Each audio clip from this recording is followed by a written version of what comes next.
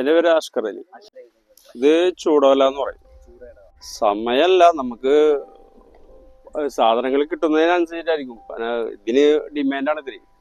അപ്പൊ നമുക്ക് കിട്ടുന്ന എത്ര ടൈം പിടിക്കും. ഇപ്പോൾ വല കിട്ടാത്ത കാരണം ഇത് കുറച്ച് വഴുകിയിരിക്കുന്നു. വല കിട്ടുന്നതിനനുസരിച്ചായിരിക്കും. അല്ലെങ്കിൽ നമുക്ക് ഏകദേശം ഒരു മാസത്തിന്റെ ഉള്ളിലൊക്കെ പണി കഴിഞ്ഞ് പോവാം.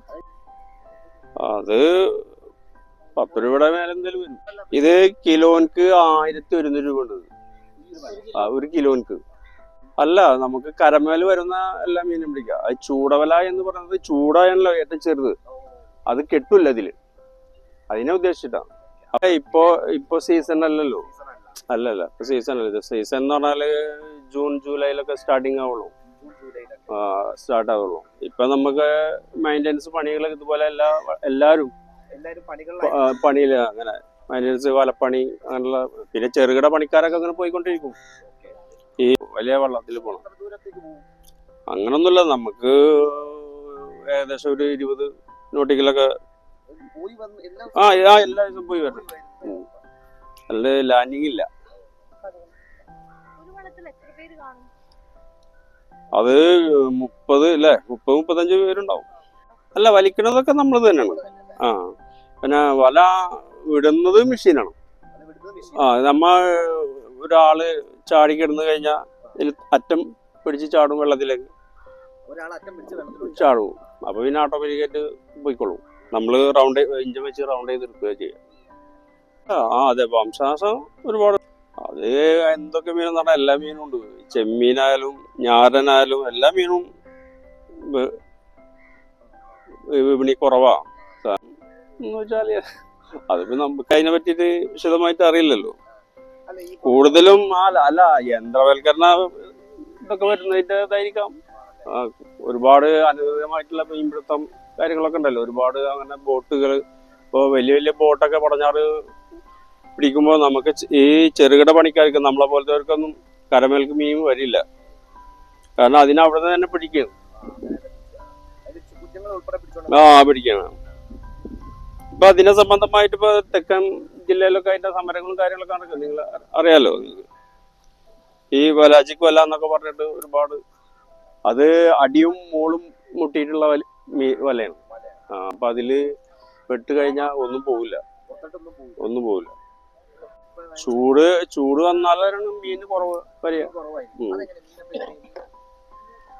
അല്ല, മീന് സാധാരണ കരക്ക് വരുന്നൊരു സമയമാണല്ലോ വർഷക്കാലത്ത്.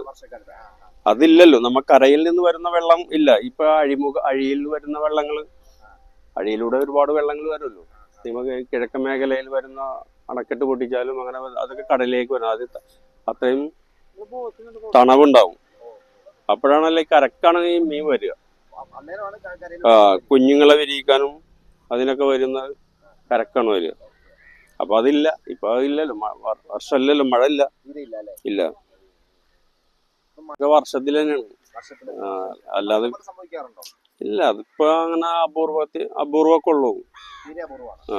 നിങ്ങളിപ്പോ നിങ്ങൾക്ക് അറിയോന്ന് എനിക്കറിയില്ല. ഇവിടെ ശരിക്കുള്ള ബാങ്ക് കടലിൽ ഓരോ ഇതുണ്ടല്ലോ, ഏരിയ, ഓരോ ബാങ്ക് ഉണ്ടല്ലോ. അപ്പൊ ഇവിടെ മന്നലകുന്ന് ഏരിയയാണ്. മന്നലകുന്ന് പറഞ്ഞാറ്. പിന്നെ ഉള്ളത് പിന്നെ തെക്ക് ആ ഭാഗങ്ങളിലാണ്. അതൊക്കെ ഇപ്പൊ ഇല്ല. അവിടെ ഒന്നും ഇപ്പൊ കുഞ്ഞുങ്ങളൊന്നും വരികയൊന്നുമില്ല. കാരണം ഇപ്പൊ അതിനുള്ള സിറ്റുവേഷനൊന്നും ഇല്ല. കാരണം കുഞ്ഞുങ്ങൾ വരുമ്പോഴത്തേക്ക് പിടിച്ച് കൊണ്ടുപോകണം വലിയ ബോട്ടുകൾ. നമ്മള് താഴെത്തട്ടാണത്. താഴെത്തട്ടെന്ന് പറഞ്ഞാൽ ചേറിലേക്ക് ചെല്ലുന്നത്. അപ്പൊ നമ്മൾ അത്രയും 80 mm കണ്ണിയാണത് വരുന്നത്. അപ്പൊ അത് വരുന്നത് ചേറ് അതിമ പിടിക്കാതെ വേഗം വരാൻ വേണ്ടിയിട്ടാണ് നമ്മൾ അത് ഇട്ട് കൊടുക്കുന്നത്. ഇതുപോലത്തെ ഇട്ട് കൊടുത്തു കഴിഞ്ഞാൽ ചേറ് കോരി വരികയുള്ളത്. അത് വലയിലേക്ക് കയറി ചെല്ലുക ചെയ്യുക. അപ്പൊ വല കണ്ടിച്ചു പോകും. അങ്ങനെ വിഷയമില്ല. അപ്പൊ അതിനാണ് നമ്മൾ അങ്ങനെ ചെയ്യുന്നത്. അത് നീളം 200, 250, 300 ഒക്കെ ഉണ്ട്. അത് ഒരേ വള്ളത്തിനനുസരിച്ചിട്ട്. ഭാഗം നോക്കണമെങ്കിൽ അത് 30, 32 നോക്കണം. ഇപ്പൊ പിന്നെ ഇപ്പൊ ഇത് ചെറുവള്ളല്ലേ. വലിയ വള്ളങ്ങൾ എന്നൊക്കെ പറഞ്ഞാല് ലൈലൻഡ് ഒക്കെ ആകുമ്പോ 55 മാറ് ഇറക്കുണ്ടാവും, താഴേക്കുണ്ടാവും. നമ്മളെ ഒരാളെ കൈമാറ്. അതെ. അത് ഇപ്പോഴല്ലേ നിങ്ങൾ ഒരുപാട് ഇങ്ങനത്തെ ഓരോ കാര്യങ്ങളൊക്കെ വ്യത്യാസമായി വന്നത്. ആദ്യ കാലഘട്ടത്തിലൊക്കെ നമ്മൾ പോയി ഏറ്റവും കൂടുതൽ ദൂരെ പോയി കഴിഞ്ഞാൽ ഈ ചെറിയ കയറിട്ടിട്ടാണ് ഭാഗം നോക്കുക. നമ്മൾ എത്ര താഴ്ച ഉണ്ട് എന്നൊക്കെ നോക്കുക. ഇപ്പം അങ്ങനെയല്ലല്ലോ. ഇപ്പോൾ എക്കസോണ്ടറിൽ നമുക്ക് കാണാം എത്ര താഴ്ച ഉണ്ട് എന്നുള്ളതൊക്കെ. എന്ന് പറഞ്ഞാൽ നമുക്ക് മുകളിൽ പൊന്തി വരും. ഇല്ലെങ്കിൽ ഈ മാതി എന്നൊക്കെ പറയും. മാതി എന്നൊക്കെ പറയും. അത് നിങ്ങൾക്ക് അറിയാൻ പാടില്ല എന്നല്ല വെച്ചാല്, ഇത് ചെറിയ കൂടെ അങ്ങനെ പോകുമ്പോ മേലൊക്കെ കുമിളിട്ട് ഇങ്ങനെ വരും. അല്ലല്ല, അത് പോകുന്ന നമ്മളിപ്പോ കുമിളകൾ വരില്ലേ മേലക്ക്, അതേപോലെ ഇത് പോകുമ്പോ താഴ്ന്നത് കുമിളകൾ വിടും. അപ്പൊ ശരിക്കും കാണാൻ വന്നിട്ട് ഷെയറായിട്ട് വരാം. അത് കൂടുതൽ ഈ മേഖലയിൽ ഇല്ല.